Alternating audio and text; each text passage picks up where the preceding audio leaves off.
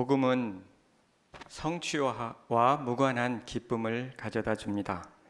흔히 우리 기쁨은 무엇을 이루었을 때 기뻐할 때가 많이 있습니다. 그러나 복음은 우리로 하여금 어떠한 일에 성취하고 관계없는 기쁨을 우리들에게 전해줍니다. 우리를 의롭다고 칭해 주시고 또 영광을 바라고 즐거워한다고 성경은 말하고 있습니다. 로마서 5장 2절에 또한 그로 말미암아 5장 2절 또한 그로 말미암아 우리가 믿음으로 서 있는 이 은혜에 들어감을 얻었으며 하나님이 영광을 바라고 즐거워하느니라. 믿음으로 의롭다 하심을 얻었는데 이제 하나님의 영광을 하나님 앞에 섰을 때 그 영광을 바라보며 기뻐한다는 것입니다. 또 오늘 말씀 3절에 보면 우리가 환난 중에도 즐거워한다고 말씀하고 있습니다. 고난 중에도 우리가 기뻐하고 즐거워할 수 있다. 이것은 복음이 주는 특권입니다. 우리가 고난 중에도 즐거워하고요. 또 하나님 은혜로 기뻐하고요. 이것은 어떤 성취하고 관계없는 기쁨이죠. 성도는 천국의 영광을 바라보면서 나아가는 순례자입니다. 나그네인 거죠. 이 나그네로서 살아가면서 많은 어려움을 겪으며 살아갑니다. 지금 오늘날에도 또 각 사람마다 모양은 다르지만 많은 어려움이 있습니다. 믿는다고 해서 이 어려움에서 면제되지 않는다는 것을 우리는 잘 알고 있습니다. 로마서 8장 17, 18절에 보시면 자녀이면 또한 상속자 곧 하나님의 상속자요 그리스도와 함께한 상속자니 우리가 그와 함께 영광을 받기 위하여 고난도 함께 받아야 할 것이니라. 생각하건대 현재의 고난은 장차 우리에게 나타날 영광과 비교할 수 없도다. 영광을 받기 위하여 하나님의 상속자 된 우리들은 영광을 받기 위하여 고난도 받아야 된다라고 말씀하고 있습니다. 이것을 보면 고난이 없으면 영광도 없을 거다라고 하는 해석하고도 연관이 되어 있는 것입니다. 고난이 있지만 세상 사람들과 우리와의 차이점은 이렇습니다. 성도는 고난 중에도 기뻐하는 것이 바로 성도의 특권이라는 것입니다. 고난이 없어서 기뻐하는 것이 아니라 고난 한가운데서도 기뻐할 수 있는 것, 이것이 복음이 주는 우리에게 주는 선물입니다. 마틴 로이드 존스 목사님이 이렇게 말했습니다. 기독교는 폭풍의 한가운데 있어도 기뻐할 수 있게 하는 그 무엇인가입니다. 정말 기독교를 믿는다면 또 우리가 예수 그리스도를 믿는다면 폭풍 한가운데에서도 기뻐할 수 있게 된다고 말씀하고 있는 겁니다. 복음이라는 것은 예수 그리스도께서 구세주가 되신다는 것과 우리의 삶의 주인이 된다는 것을 의미하죠. 우리 인생을 설계하시고요. 또 인도하시는 분이 예수님이십니다. 이 인생을 설계하실 때 좋은 일뿐만 아니라 평안뿐만 아니라 또 고난도 함께 서로 안배하면서 우리의 삶을 아름답게 엮어 가신다 하는 것입니다. 이사야 45장 7절에 보면 나는 빛도 짓고 어둠도 창조하며 나는 평안도 짓고 환난도 창조하나니 나는 여호와라 이 모든 일들을 행하는 자니라 하였노라. 하나님께서 빛도 짓고 어둠도 창조하고, 이 영어 표현은 참 재미있습니다. 빛을 지을 때는 form이라고 이렇게 그냥 지은다고, 그런데 어둠은 창조한다고. 창조는 좀 굉장히 공을 들여서 해야 창조가 되거든요. 폼하는 건 한 번에 그냥 폼할 수 있고요. 또 평안은 그냥 가져온다고, bring prosperity. 그런데 이 환난은 창조하신다고, 크리에이트 한다고. 영어 표현이 참 재미있는 거죠. 빛이나 평안은 그냥 한순간에 만드시는 거예요. 그런데 하나님께서 이 어둠과 환난은 아주 정교하게 이렇게 창조를 아주 공을 들여서 하신다는 거죠. 이에 관한 시가 하나 있는데 한번 제가 읽어보겠습니다. 고난의 창조라는 시인데, 하얀 백지 위에 연필심이 지나가므로 형태가 나타나고 작품이 창조되듯이 하나님께서는 우리 인생의 어두움을 그어 가심으로 우리를 드러내시나니, 우리에게 주어진 빛 위에 하나님께서 심혈을 기울여 어둠을 창조해 가심으로 우리를 아름답게 그려 가시네. 이런 시가 있는데 아주 유명한 시인데 지금 한국에서 아주 뜨는 시인이에요. 노벨상 받을지 모르는데 시인은 오영래.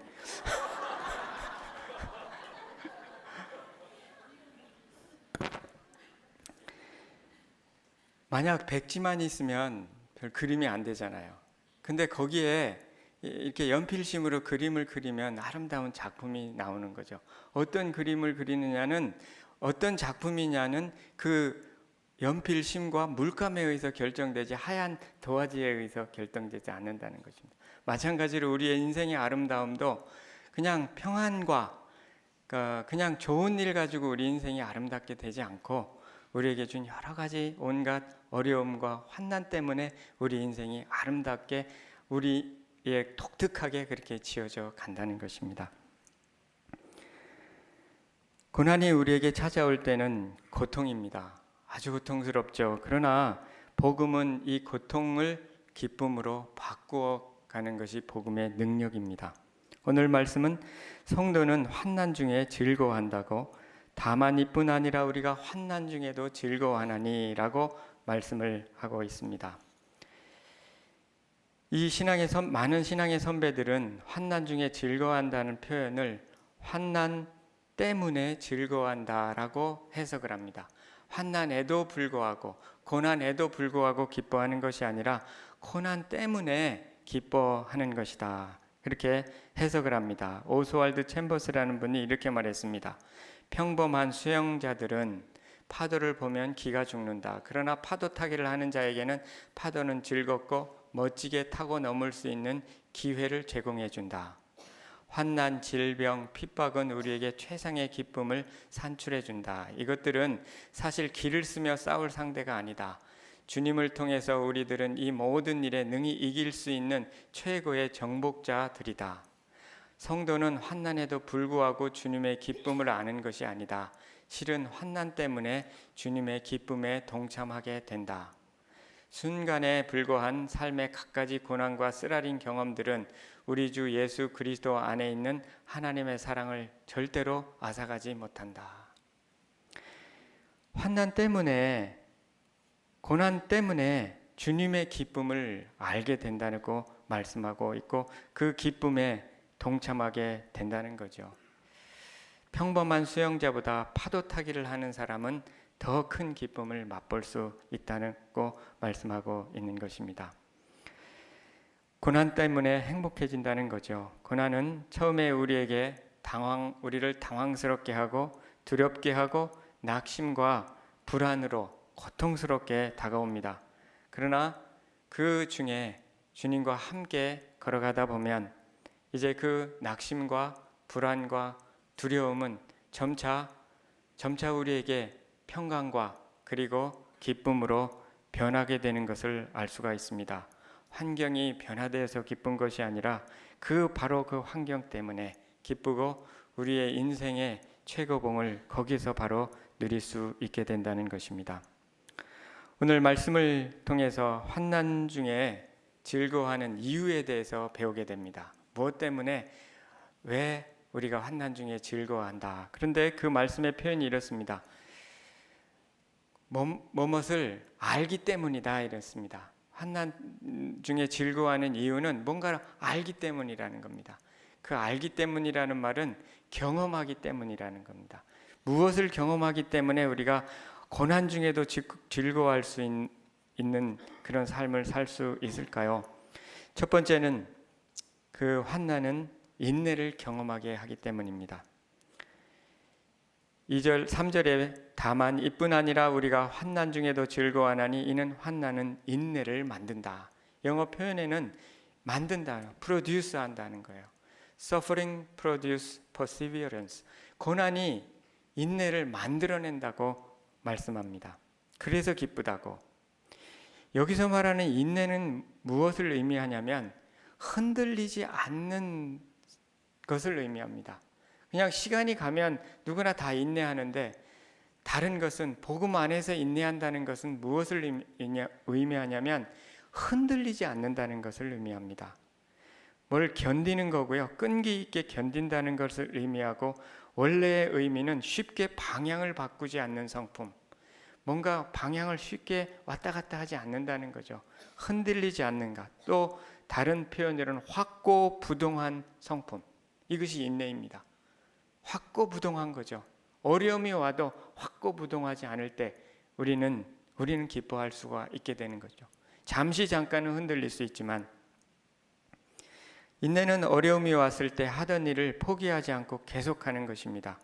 주어진 환경을 뛰쳐나가지 않고 어려움을 받아들이고 계속해서 걸어가는 것을 의미합니다. 처음에는 흔들리죠. 또 요동하죠. 그러나 인내의 이 성품은 예수 그리스도와 함께하면서 배워가는 성품입니다. 계속해서 하나님을 의지할 때 우리 안에 확고부동함이 형성되게 됩니다. 그래서 환난이 인내를 만든다는 것은 환난을 통해서 하나님을 견고하게 붙들 수 있기 때문에 우리가 요동치 않게 되는 거죠. 시편 16편 8절에 내가 여호와를 항상 내 앞에 모시며 그가 나의 오른쪽에 계심으로 내가 흔들리지 아니하리로다. 내가 스스로가 확고부동한 게 아니라 확고부동하신 주님이 나와 함께 하시니까 요동치 않는다라고 이렇게 다윗은 고백하고 있는 것입니다. 고난이 오면 자연스러운 반응은 우리 인간이기 때문에 흔들리고 요동하고 불안한 거죠. 계속해서 그러나 주님 앞에 나갈 때 우리가 주님을 더 신뢰하게 되고, 우리가 불완전화된 믿음이 점차 완전한 믿음으로 변화됩니다. 불완전한 그러한 인내가 또 완전한 인내로 나아간다는 거죠. 그래서 시간이 필요한 것입니다. 인내에는 기다림을 동반하게 되는 것입니다. 어둠 속에서 희망을 가지고 기다리는 것, 그것이 인내입니다. 이때 어두움을 거룩한 어두움이라고 수몽쿠 키드라는 분이 이렇게 말했습니다. 계란은 부화를 통해 병아리가 된다. 부화 아시죠? 부화하는 거. 부화한다는 것은 발육에 필요한 조건을 조성한다는 뜻이다. 그 조건이 무엇일지 궁금했다. 그때 퍼뜩 깨달았다. 어둠이었다. 모든 생물은 어두움 속에서 부화한다. 비로소 나는 내가 처한 어두움이 거룩한 어두움임을 알았다. 나는 뭔가 새로운 것을 부화하고 있었다. 새 생명이 자라 출현할 때마다 그 과정에 어둠이 꼭 필요하다. 번데기 안에 애벌레든 땅속의 씨앗이든 태네의 아이든 영혼 안에 참 자아든 모두 어두움 속에서 기다리는 시간이 있다. 뭔가 새로운 것이 태어나기 전에 항상 어둠이 있더라는 거죠. 그래서 이 인내라는 것은 어두움 속에서 희망을 품고 기다리는 것이, 그것이 인내라는 것입니다. 그렇게 어두움 속에서 희망을 품고 기다리다가 그 희망이 진짜 희망이 되는 거라는 거죠. 그래서 현재 우리가 갖고 있는 많은 그 고난들이 뭔가 하나님께서 내 안에서 멋진 일, 새로운 일을 창조하고 계시다라고 하는 것을 믿으면 틀림이 없다는 것입니다. 믿으시기 바랍니다. 그럼에도 불구하고 인내에서 가장 중요한 것은 나의 인내보다는 하나님의 인내입니다. 하나님이 나를 향한 인내, 그분의 기다림, 그분의 참음, 이것이 나로 하여금 인내하게 하는 거죠. 이사야 30장 18절에 그러나 여호와께서 기다리시나니 이는 너희에게 은혜를 베풀려 하시며 일어나시리니 이는 너희를 긍휼히 여기려 하심이라.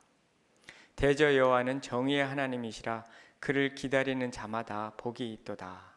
주님을 기다리고 인내하는 사람은 복을 경험하게 된다는 것입니다. 우리가 인내, 즉 흔들리지 않음을 어려움 속에서 배워가면서 결국은 기쁨을 배워가는 것입니다. 두 번째는 인내는 거룩한 성품을 경험하게 한다는 것입니다. 인내는 마치 우리의 변화에 있어서 그릇과 같습니다. 인내 속에서 하나님께서 우리의 성품을 변화시키기 때문입니다. 5장 4절에 보면 인내는 연단은 소망을 이루는 줄 알미로다. 연단을 영어 표현해 보면 캐릭터 성품이라고 되어 있죠. 연단된 성품, 거룩한 성품이라고 말할 수 있습니다. 인내가 성품을 만들고 성품이 소망을 만든다, 이렇게 해석이 되고 있습니다. 여기서 말하는 이 성품, 여기서 말하는 연단이라는 것, 이 원어적인 의미는 검증된다 이 말입니다. 증명한다, 검증됐다, 또 인정됐다, 이런 뜻입니다. 영어로는 accept 됐다, 받아들여졌다, 이런 뜻입니다. 즉 하나님께서 받아들일 만한 성품으로 변화되어 간다, 또 검증된 성품으로 변화되어 간다, 이런 뜻입니다. 고대에 이제 이 로마 시대에 은행 제도가 있었습니다. 은행 제도가 있어서 모든 돈은 금속으로 그때부터 만들고 있었습니다. 1세기 때에도요. 그런데 그 당시에 금속을 만드는 기술이 좀 떨어져서 이렇게 금속을 녹여가지고 식혀가지고 주물에 넣어가지고 식혀서 이제 만드는데, 주물 기술이 약하고 해서 재련 기술이 약한 거죠. 이렇게 잘 부서지더라는 거예요. 부드러워서요. 그래서 좀 약은 사람들은, 그리고 대부분의 사람들은 조금씩 끝을 떼가지고 모았다가 다시 돈을 만들고 했다는 이야기입니다. 그런데 거기에서 그렇게 안 하는 사람들이 있었다는 겁니다. 항상 그 사람을 보면 믿을 만한 사람이다. 그 이름이 도키모스인데, 바로 그 사람들의 이름을 오늘 이 연단이라는 뜻에 사용된 이름 도키모스입니다. 그래서 그 사람들의 하고 거래를 하면 틀림이 없는 겁니다. 왜? 속이지 않으니까. 바로 이 사람이 제대로 연단된 사람들인 거죠. 그런데 그 당시에 크리스천들이 바로 이 도키모스였다는 것입니다. 크리스천들하고 거래하면 문제가 없었다는 거죠. 문제는 오늘날 우리들은 어떠한가? 우리 크리스천들은 지금 세상에서 이런 평가를 받고 있는가 하는 것을 되돌아볼 필요가 있습니다. 크리스천과 거래를 하면 틀림이 없고 속이지 않는다, 이런 인식을 받는지, 아니면 믿는 사람이 똑같다, 아니면 믿는 사람이 더 그렇다라는 소리를 지금 받고 있는지, 새생명 비전교회 말고 다른 교회 다니는 분들 굉장히 심각하게 생각해 볼 필요가 있습니다. 뭔가 연단되지 않은 겁니다. 제대로. 그러나 그 당시에 검증된 사람이라고 하는 것, 그것이 바로 인내를 통해서 이와 같이 도키모스가 된다는 거죠. 하나님께서 그 연단의 과정을 통해서 하나님 일하시는 거죠. 하나님께서 인정된 자로, 쉽게 말해서 합격품으로, 하나님 마음에 합한 사람이라고. 모든 그리스도인이 다 하나님의 마음에 합한 사람은 아닙니다. 모든 그리스도인은 하나님의 자녀입니다. 자녀라고 다 아버지의 마음에, 어머니의 마음에 합한 자녀는 아닌 것처럼, 모든 그리스도인이 다 하나님 마음에 합한, 다윗을 두고 내 마음에 합한 사람이라고 했던 것처럼 하나님 마음에 꼭 드는 사람이다 라는 그런 칭찬을 받지는 못하는 거죠. 그러나 이 환난과 인내를 통해서 만들어지는 사람은 하나님 마음에 합한 사람이 된다는 거죠. 그래서 이 연단이라는 것은 결국 이 금속을 만들 때 재련한다는 의미인데, 이 재련의 핵심은 뭐냐면 불순물을 제거하는 겁니다. 쇠나 이런 가지를, 금속을 높은 온도에 올리면 녹으면서 불순물이 가라앉거나 뜨거나, 이렇게 원래 있던 철은 그대로 있고 그 불순물은 뜨거나 가라앉습니다. 그래서 이제 점차 시간을 두면 깨끗해져 가는 거거든요. 우리 셀폰은 많이 쓰잖아요. 이 셀폰 안에는 많은 그 반도체가 들어가 있습니다. 반도체는 원래 모래에서 만드는 겁니다. 그래서 모래로 가지고 만들었는데 그 과정에 열을 높이 올립니다. 그래서 열을 높이 올려가지고 이렇게 왔다 갔다 하면 이제 그 불순물들이 양쪽으로 다 갈라지게 되거든요. 그때 딱딱 자르고 이제 깨끗한 것만 쓰는 거죠. 100만 분의 1 뭐 이런 거죠. 불순물이 그 어느 정도 이상 가면 못 씁니다. 그래서 만약에 셀폰을 딱 누르면 클릭을 하면 딱 해야 되는데 안 넘어가요. 왜? 불순물이 생기니까. 마찬가지로 쓸 수가 없는 겁니다. 하나님께서도 우리를 쓰시기 위해서는 이렇게 연단된 과정을 통과해야만 쓰시기에 합당하다 하는 것입니다. 시편 66편 10절에서 12절을 보면 한번 같이 읽어볼까요? 시작. 하나님이여 주께서 우리를 시험하시되 우리를 단련하시기를 은을 단련한 같이 하셨으며 우리를 끌어 그물에 걸리게 하시며 어려운 짐을 우리 허리에 메어 두셨으며 사람들이 우리 머리를 타고 가게 하셨나이다. 우리가 불과 물을 통행하였더니 주께서 우리를 끌어내사 풍부한 곳에 들이셨나이다. 은을 단련한 것 같이, 은을 재련하는 것과 같이 우리를 재련한다는 겁니다. 때로는 사람들이 내 머리를 타고 밟고 막 다닌다는 겁니다. 허리에 무거운 짐을 두고 갈 때가 있다는 것입니다. 누가 갑자기 머리를 막 밟고 다니면 기분 나쁘죠. 그렇게 해보셨나요? 당해보셨나요? 가끔 그런 때가 있습니다. 막 머리를 밟고 다니고. 그런데 결국은 우리를 물과 불을 통행하더니 풍부한 곳에 들이셨나니. 이것은 물질적으로 풍부한다는 것이 아니라 하나님 안에서 풍성한 삶을 누린다는 거죠. 결국 하나님께 쓰임 받는 거고요. 하나님과 아름다운 교제 속에 들어가는 것, 이것이 결국은 풍부한 것입니다. 결국은 아름다운 성품 속에 들어가는 것입니다. 이와 같이 단련을 통해서 하나님께 합당한 사람이 돼 간다는 것입니다. 옛 성품은 벗어버리고 새 성품을 얻는 거죠. 옛 사람을 벗어서 새 사람이 되는 것입니다. 용서와 긍휼과 자비와 겸손과, 골로새서 3장에 보면 이제 그 성품 이야기가 나오죠. 거룩함과 긍휼과 자비와 겸손과 온유와 오래 참음과 용서와 사랑과 평강과 감사가 넘치는 그런 사람으로 변해돼 간다는 거죠. 옛사람은 분함과 노함과 악의와 비방과 부끄러운 말과 거짓말, 이것이 옛사람인데, 이런 환난을 통해서 인내와 연단의 과정을 통해서 하나님께서 우리 안에서 일하시면서 거룩한 성품으로 변화되어 간다는 것입니다. 원래 요셉은 거자질 잘하는 성품이었죠. 잘난 척 잘하고요. 근데 애굽에 팔려가고 또 감옥 속에 들어가면서 그가 넓은 마음의 사람, 용서의 사람, 그리고 거룩한 사람으로 변화되어 갔던 것을 우리는 성경을 통해서 잘 알고 있습니다. 우리가 잘 아는 말씀, 로마서 8장 28절 말씀인데요.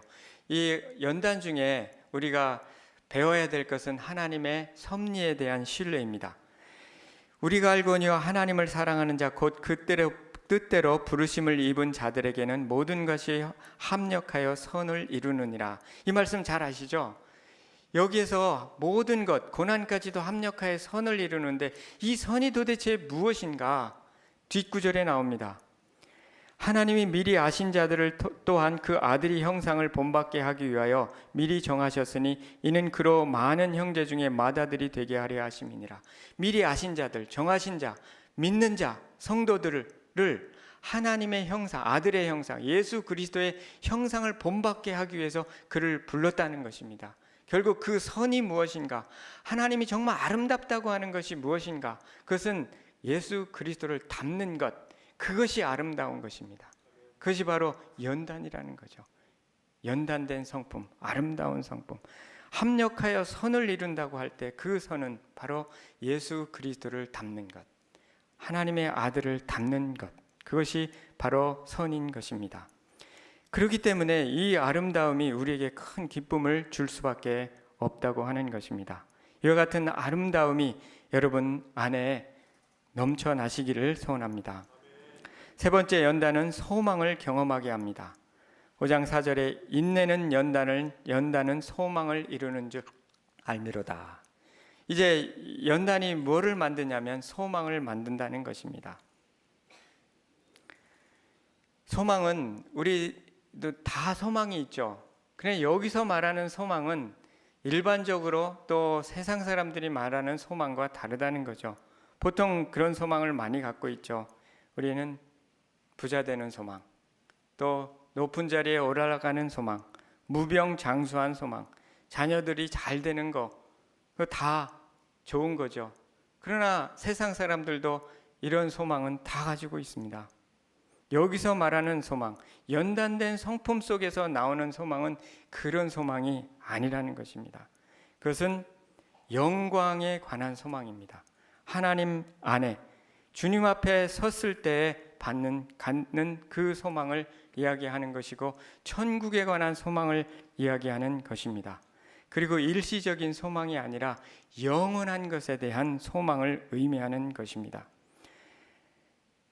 요한일서 3장 2, 3절에 이렇게 말합니다. 사랑하는 자들아, 우리가 지금은 하나님의 자녀라.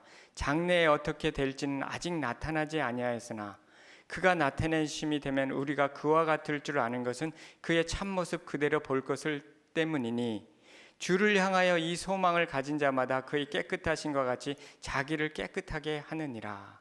주를 향하여 이 소망을 가진 자, 여기서 말하는 소망은 우리가 언젠가 예수 그리스도 앞에 섰을 때의 소망을 의미합니다. 그 섰을 것을 바라보는 소망인 것입니다. 그렇게 될 때 우리가 예수 그리스도의 깨끗하신 것 같이 우리도 깨끗하게 된다는 것입니다. 이와 같이 소망은 영원한 것에 관한 소망, 하나님에 대한 소망, 천국에 가서 주님을 만나볼 것에 대한 소망인 것입니다.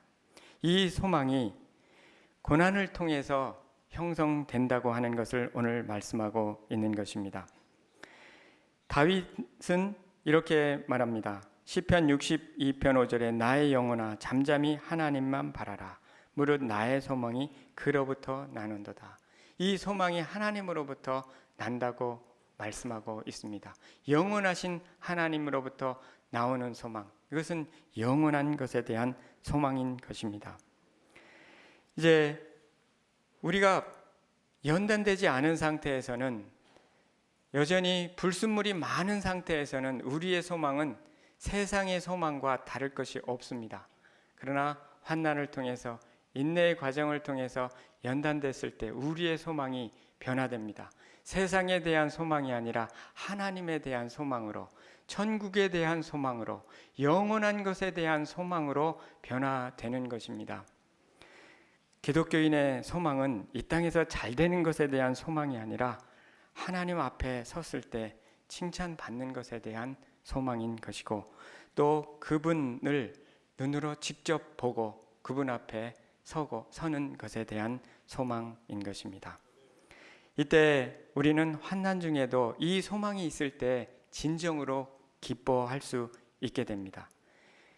가짜 소망, 세상의 소망이 있을 때 우리는 고통에서 헤어날 수가 없는 것입니다. 왜냐하면 그 소망은 우리를 고통스럽게 만들 뿐만 아니라 그 고통의 뿌리는 뭐냐면 자기 사랑 때문에 그렇습니다. 고통은 부패한 자기 사랑이라고 그렇게 한 수도사는 이야기했는데, 수도사가 아니라 영성가는 이야기했는데, 고통이라는 것은 부패한 자기 사랑이라는 것입니다. 그 때문에 고난이 오면 고통이 오죠. 그런데 하나님께서 이 고통 속에 우리를 점차 기쁨으로 바꿔가시는 것은 우리의 사랑을 자기 사랑이 아닌 하나님의 사랑으로 변화되게 하시기 때문에 고통이 기쁨으로 바뀌는 것입니다. 그래서 로마서 5장 5절에 이렇게 말합니다. 소망이 부끄럽지 아니함은 우리에게 주신 성령으로 말미암아 하나님의 사랑이 우리 마음에 부은 바 됨이니. 이 소망은 우리를 절대로 부끄럽지 않게 한다는 것입니다. 왜냐하면 그 소망은 하나님의 사랑 때문에 생긴 소망이기 때문에, 그래서 이 하나님의 영원한 사랑 때문에 생긴 소망이기 때문에 결코 우리를 부끄럽지 않게 한다고 말씀하고 있는 것입니다. 천국에 대한 소망이 있는 사람이 이 땅에서도 가장 많은 일을 합니다.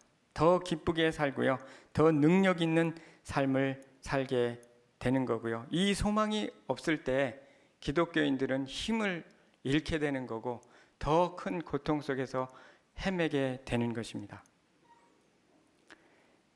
고난이 만드는 새로운 소망, 그 속에 부어지는 하나님의 사랑을 경험하는 여러분 되시기를 소원합니다. 성도의 고난은 하나님이 우리에 대한 관심의 증거입니다. 관심이 있기 때문에 우리를 고난으로 그리고 고통 속에서 그리고 결국에는 기쁨으로 우리를 몰아가시는 것입니다. 하나님께서 우리를 낮추어서 하나님의 사랑을 부어주시려고 고난을 주신다는 거죠. 히브리서 12장 6절에서 8절, 주께서 그 사랑하시는 자를 징계하시고 그가 받아들이시는 아들마다 채찍질 하심이라 하였으니 너희가 참음은 징계를 받기 위함이라. 하나님의 아들과 같이 너희를 대우하시나니 어찌 아버지가 징계하지 않는 아들이 있으리요. 징계는 다 받는 것이거늘 너희가 없으면 사생자여 친아들이 아니니라. 아들이고 딸이기 때문에 고난을, 징계를 주시고 고난을 주신다는 거죠. 그렇지 않으면, 사생자라면 그렇게 안 하신다는 거예요. 우리가 고난을 경험하고 있다고 하는 것은 하나님이 너무 관심이 많으시다, 너무 사랑하신다, 이런 뜻인 거죠. 고난은 사실 어렵습니다. 그러나 그 속에서 진정한 보석이 나온다고 목회서신에, 오늘 목회서신에 나와 있습니다.